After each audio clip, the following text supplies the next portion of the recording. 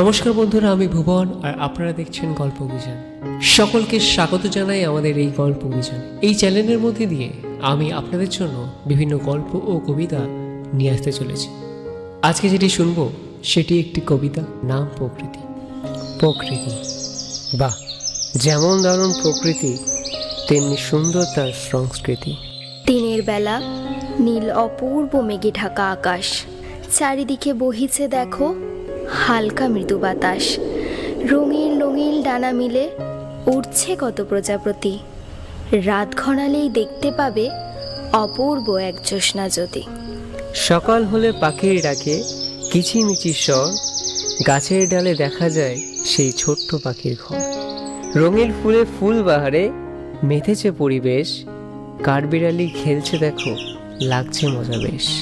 বৃষ্টির আগেই আকাশ ঘিরে হয় মেঘের সমাবেশ, ঘুরু ঘুরু সেই শব্দ মেঘের আর স্তব্ধ পরিবেশ। বৃষ্টি শেষেই সূর্যের আলোর হালকা মুচকি হাসি, সেই জন্যই বাংলার মানুষ আমি গ্রামকেই ভালোবাসি। মাঠের ধারে তাল গাছেরা দুলছে হাওয়ার বেগে, দূর হতে দূর জলের ওপর আসছে নৌকা ভেসে। তেপান্তরের পথটি ধরে হাঁটছে দেখো রাখাল ছেলে, সাদা সাদা বকগুলি সব উঠছে দূরে ডানা মেলে।